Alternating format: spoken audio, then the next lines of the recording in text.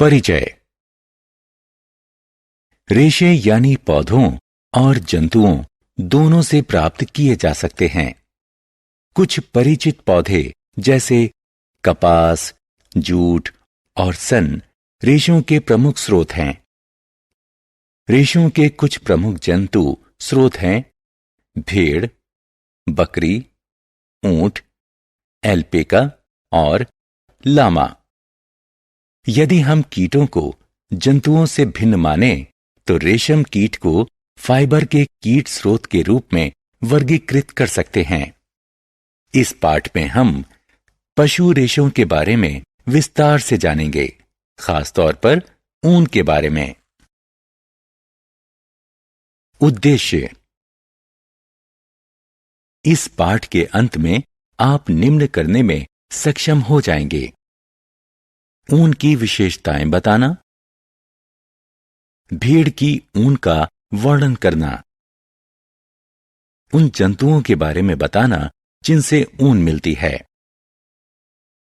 भेड़ से ऊन प्राप्त करने की प्रक्रिया का वर्णन करना, रेशों से ऊन बनाने वाले संसाधन को समझाना। ऊन की विशेषताएं। ऊन प्रोटीन फाइबर होती है। यह ऐंठनदार और लचीली होती है। ऐंठन ऊन को फूला हुआ बनाती है और ऊष्मा को रोकने में सहायता करती है। ऊन नमी और ध्वनि को सोखती है क्योंकि यह खोखली होती है। साधारणतया ऊन क्रीम जैसे सफेद रंग की होती है, लेकिन यह काला, भूरा या चांदी जैसे रंग में भी हो सकती है। ऊन हाइपो एलर्जिक होती है। दूसरे शब्दों में यह मनुष्यों में कम एलर्जी उत्पन्न करती है। भेड़ की ऊन। ऊन का मुख्य स्रोत भेड़ है। ऊन प्रदान करने वाले जंतुओं के शरीर पर बालों का मोटा कोट होता है। उनके बाल बहुत सी हवा को रोक लेते हैं। क्योंकि हवा ऊष्मा की कुचालक होती है, इसीलिए बाल जंतु को शुष्क और गर्म रखते हैं, जो ठंडी और कठिन जलवायु में जीने में सहायता करते हैं।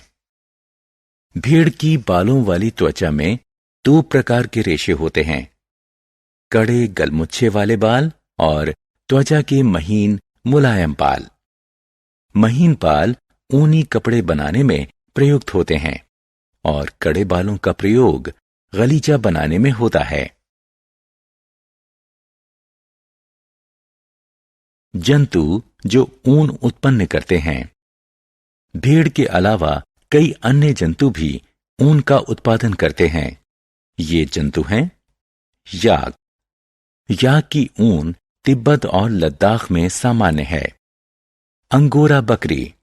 यह पहाड़ी क्षेत्रों जैसे जम्मू एवं कश्मीर में पाई जाती हैं। इससे प्राप्त ऊन को अंगूरा ऊन कहते हैं। कश्मीरी बकरी। इससे प्राप्त ऊन बहुत ही मुलायम होती है और इसका प्रयोग शॉल बुनने में किया जाता है। ये शॉलें भारत में पश्मीना शॉल के रूप में विख्यात हैं। ऊंट। ऊंट के शरीर पर पाए जाने वाले फर का उपयोग भी ऊन के रूप में होता है। लामा और एल्पेका दक्षिण अमेरिका में पाए जाते हैं और ऊन का उत्पादन करते हैं। रेशे से ऊन तक। ऊन की गुणवत्ता अच्छी होने के लिए भेड़ को अच्छा पोषक आहार खिलाना चाहिए। घास चरने के अतिरिक्त इन्हें मिश्रित दालें, मकई और ज्वार खिलाना चाहिए। इस तरह से पाली गई भेड़ों के शरीर पर बाल की मोटी परत विकसित होती है। इसे भेड़ की ऊन की परत कहते हैं और इससे ऊन प्राप्त होता है। रेशे का ऊन में संसाधन। आइए उस प्रक्रिया का अध्ययन करें जिसके द्वारा भेड़ से ऊन प्राप्त की जाती है। सबसे पहले भेड़ से ऊन की परत को उसके शरीर से उतारते हैं। इसके लिए एक मशीन का प्रयोग किया जाता है। मशीन की सहायता से भेड़ की ऊन की परत उतारने की प्रक्रिया को ऊन की कटाई कहा जाता है। ऊन की कटाई से भेड़ को पीड़ा नहीं होती, क्योंकि भेड़ की त्वचा की ऊपरी परत मृत होती है। साधारणतः बालों को गर्मी के मौसम में उतारा जाता है। इससे भेड़ अपनी बालों की सुरक्षात्मक कोट के बिना भी जीवित रह सकती हैं। इसके बाद भेड़ की बाल के साथ उतारी गई त्वचा को जल कुंड में अच्छी तरह से धो लेते हैं। यह प्रक्रिया चिकनाई, धूल और गर्द निकालने के लिए की जाती है। इस प्रक्रिया को अभिमार्जन कहते हैं। धुली हुई बाल वाली त्वचा की परतों को कारखानों में भेज दिया जाता है, जहां उन्हें विभिन्न बनावट के अनुसार अलग अलग रखा या वर्गीकृत कर दिया जाता है। रेशों को विभिन्न रंगों में रंगा जाता है, क्योंकि भेड़ की ऊन वाली परत काली, भूरी और सफेद रंग की होती है। रेशों को सीधा करके लच्छों में लपेट लिया जाता है और अंततः ऊन उपयोग के लिए तैयार है।